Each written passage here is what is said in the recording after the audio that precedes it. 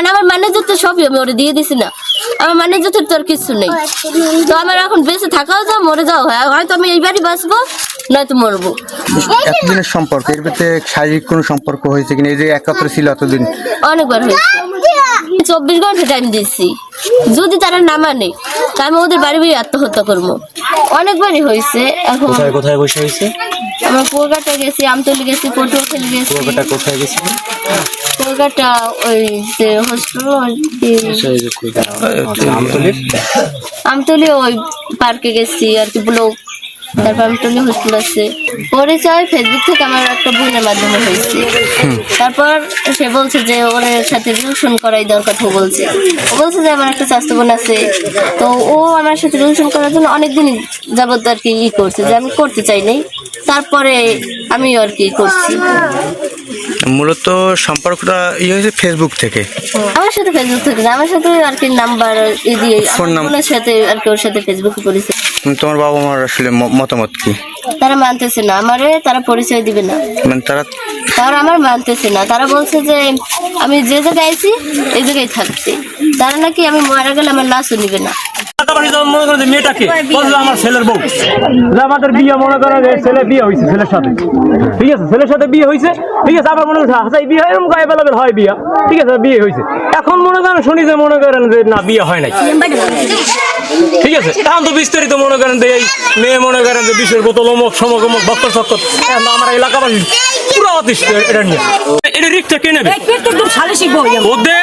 ওদের মনে করেন এইটার জন্য কে রিক্স নেবে?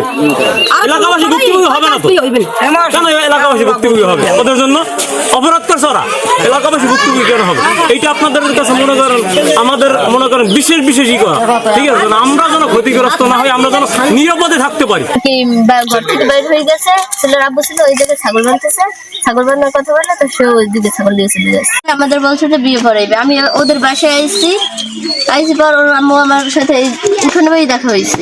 তারা বলছে যে তুমি কি একেবারে ঢাকাতেই চলে আইছো নাকি বাড়িও গেছো? আমি কই না, আমি একেবারে ঢাকাতেই চলে আইছি। তো আচ্ছা ডাকাডাকি করেন, আমার বাড়ির আশেপাশে অনেক শত্রু আছে, তো যদি জানতে পারে অনেক ঝামেলা করবে, তারা খুঁজে দেবে, কেস মামলা হইবে। তারপর আমার ঘরে নিয়ে গেছে, কয় তোমার আমি মান্য নিচ্ছি বউ হিসেবে, তোমার আমি মানি, তোমার আমি অখাদ্য করবো না, তোমার আমি ফিরামো না। তারপর আমার জড়াই ধরছে, চুমা দিছে, বলছে যে তারা আমারে মানে। তারপরে ওর বাবা আর কি জানাইবে না যে আইসি। ওর বাবা নাকি আগে জানতে পারলে পরে আর কি জানাইবে। ওর বাবা আগে জানতে পারলে নাকি হার্ট স্ট্রোক করবে। তাই আমার আর ওরে উপরে উঠে গেছে। আমরা ওদের উপরে 1-2 ঘন্টার মতো ছিলাম ও আর আমি। তারপর বলতেছে যে আমাদের গোপনে আর কি বিয়ে পড়াইবে, কোর্ট কামিন করবে। তারপর আমাদের কইতেছে কোর্ট কামিন করবে, তো হ্যাঁ মেলা করছে। আমি বলতেছি আপনাদের সাথে তো আমি যাবো না, আমার আরো কেউ লাগবে আমার সাথে, আপনাদের কথাই তো আমি ঘর থেকে বের হবো না। তারপর বলছে যে ওর বন্ধু বান্ধব আছে, তাদেরকেও খবর দেবে।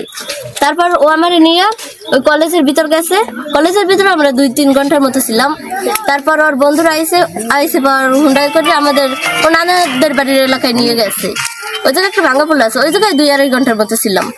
তারপরে ওর বাড়ি থেকে ফোন দিছে যে এখন একটা মেয়ে একটা ছেলে হয়তো রাত করে কাজ অফিসে যাওয়ার দরকার নাই, বাড়ি আমরা বাড়ি ভাইয়া আর কি কাজে ডেকে বিয়ে দেবে। বৃহস্পতিবার আর এই বৃহস্পতিবার, তার মানে 7 দিন। এই 7 দিন তুমি ছেলের সাথেই ছিলে? কদিন? ছেলের সাথে ছিলাম 3 দিন। 3 দিন। তারপর আর বাকি দিনগুলো কিভাবে? বাকি দিনগুলো আমার থানায় নিছে পর আমার এই ছেলের নাকি কাকা হয়, তার কাছে আমার আর কি মানে দত্তকের মতো দিছে, যে তারা হয়তো যত দিছে, কারণ আমার গার্ডিয়ান নাই। 4 বাসায় ছিলাম। কালকে আমার থানায় নিয়ে গেছিল, তারপর ওই জায়গা থেকে আমার বাড়ি পাঠিয়ে দিয়েছে, কিন্তু আমি বাড়ি থেকে আবার চলে এসেছি।